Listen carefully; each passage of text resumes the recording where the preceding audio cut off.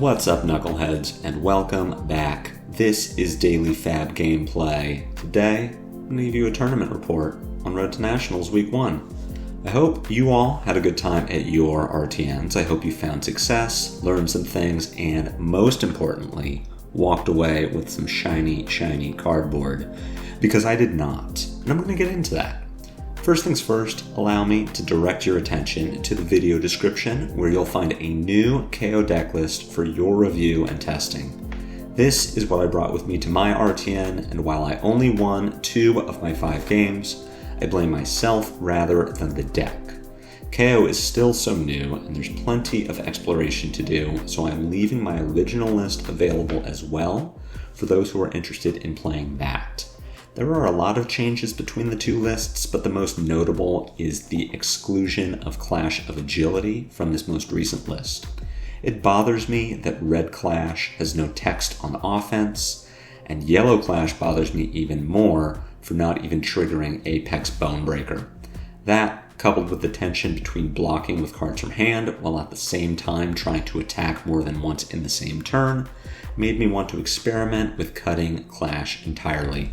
And despite playing against 3 warriors in my RTN, I think the change was positive overall, and invite you all to tell me your thoughts in the comments below. Have you liked Clash? Are you still playing with it, or did you cut it? Let me know. And while you're down there, if you have not already done so, please consider subscribing to my channel. A YouTube subscription is the best free way to support me and to make sure that you see daily Fab gameplay in your video feed 5 days a week. If you'd like to go above and beyond, then the best paid way to support me is through Patreon, and a Patreon link is also in the video description. A Patreon subscription will get you access to the daily Fab Gameplay Discord. At higher tier levels, you'll see your name in every daily Fab Gameplay video. You'll get bonus daily Fab Gameplay content every week. There are even more benefits to come. Daily Fab Gameplay will always be free 5 days a week, so for those who can afford to patronize me, I truly appreciate it. Okay, you know that I went 2 and 3, and that I was playing with a newer version of my list. The deck felt great overall, and I think that with some better piloting, it absolutely could have gotten me past the top 8 cut. Here's the meta I was facing, and my games put me against Kayo, Kasai, Dorinthia, Dromai, and a second Kasai in that order.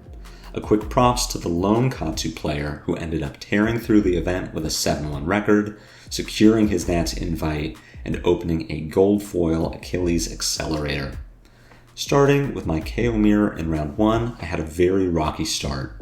I lost the die roll and was made to go first, drawing into 3 blues and an enlightened strike. I rolled Scab Skins, hoping to pitch 2 blues for the 3rd blue and claw, and rolled a 1, so I Arsenal E-Strike, draw into a 4th blue, and pass the turn. From there, I blocked with 2 cards for 6, and took the turn back to attack with blue Smash Instinct, and at the end of my turn, drew into 3 more blues. I really don't recommend drawing 7 blues in the top 8 cards of your deck, but if you do, at least Manifest and Assault and Battery among them. Despite the rough opening, I kept the game very close with conservative use of armor and heavy blocking from hand while I set up a big Blood Rush Bellow turn. I managed to get there with a double Blood Rush for 21 that also left a card in my arsenal, and eventually found myself up 3 life to 2 with my flesh bag at a point of Scabskin armor remaining. What did me in was an unlucky Beast Within draw and discard that put me to 2 life, so that I died to the Reckless Swing in my opponent's arsenal. The worst part is if I could have survived another turn, my Reckless Swing was the 2nd card from the top of my deck. My biggest takeaway is that, as Brute, I need to keep myself above 3 life, not above 2. Variance got me in the end, but that variance was extremely mitigable with just an extra point of life from that Scab Skin.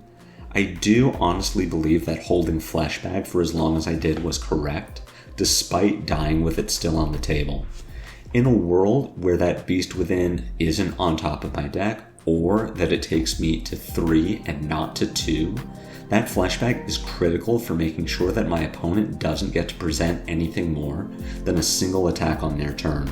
So while losing a very winnable game hurts, and especially losing in the first round, I feel like I navigated from a position of weakness very well and learned an important lesson in how to take those games in the future. We move on to round 2, and I find myself playing against Kayo. I won't spend too much time talking about this game, as I owe a lot of my success to the simple fact that my opponent created no copper at any point in the game. They only saw 1 Spoils of War, and that was at the worst possible time, while also having to pitch all 3 Blood on Her Hands. I won the die roll and went first, and a lot of my draws lined up very well from there. This game featured Savage Beatdown as the big overperformer, and I'm going to talk more about that card later, because it's a card I was sleeping on and one that I continue to be impressed with. My third game put me against a very new Dorinthia player using an experimental Sabres build, and I'm going to leave it at that. For my fourth game, with 2 wins under my belt, I jumped from table 9 to table 3 and was back in top 8 contention. This match set me against Dromai, which is not a matchup I feel familiar with at all. As a lifetime Phi player, my experience with Dromai is significantly different than it would be with other heroes, and Kayo doesn't deal with pesky Ashwings nearly as easily as Phi does. Things went wrong right from the start as I lost the die roll and was made to go second, which my opponent took advantage of with a turn 1 Tome of Imperial Flame into Rake the Embers. Those Ashwings very quickly showed me that my deck was not properly constructed, and a few key poppers were left in the sideboard. I had reason to think that Wage Agility and Savage Beatdown would be suboptimal in this matchup for several reasons, but none of this accounted for them triggering Phantasm. I can demonstrate this very clearly with a particular hand of Red Assault and Battery, E-Strike, and Blue Pound Town, which lined up very poorly with my opponent's play of Chromai. I had intended to create an agility token to set up for my next turn, but Chromai can't be allowed to live, and my line of play wouldn't have allowed me to kill it.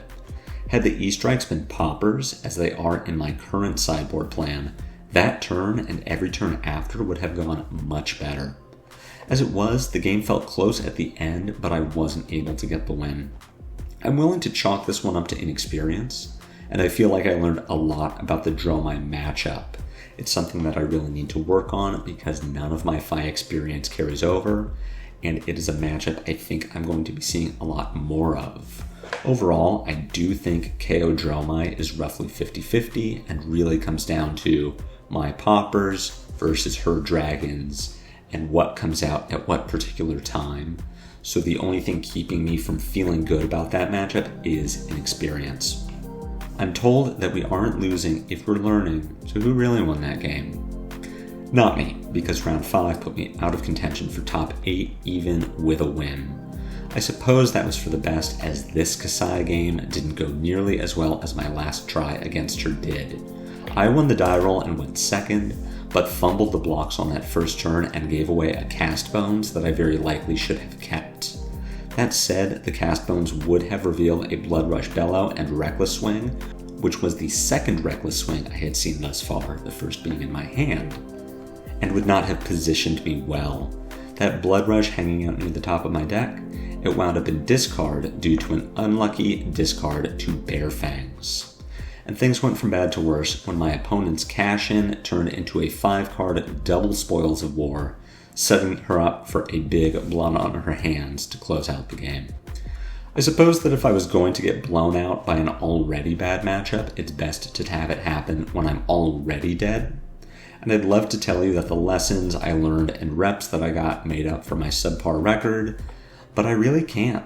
I am disappointed in my low standing, and I think that with another week or 2 of practice, I could have made it to at least top 8, if not top 1. And I also know that disappointment is okay. A few of my viewers have told me in YouTube comments that they're impressed with how I analyze my losses and shake them off, but I do want to say, and maybe just say to myself, that it's okay to feel bad in the moment.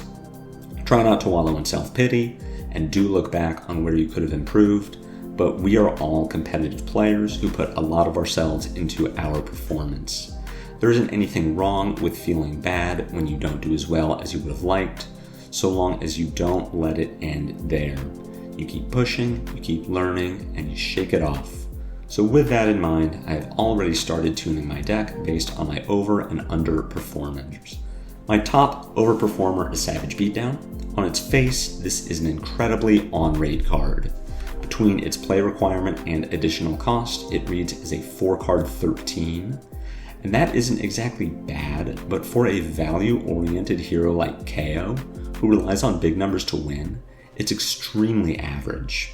What makes this card great is that it allows you to convert a full hand to offensive value when you have tempo.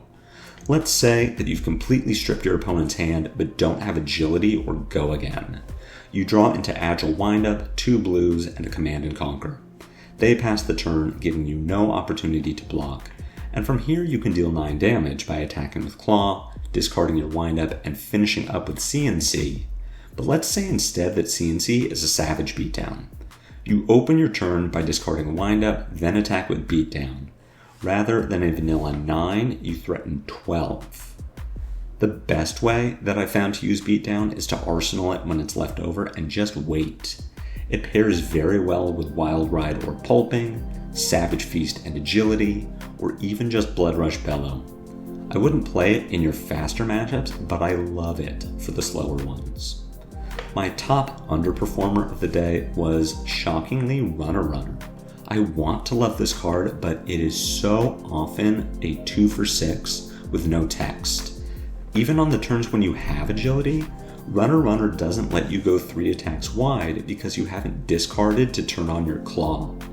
My best agility turns are the ones that start with Savage Feast or Bare Fangs, and Runner always feels underwhelming compared to those.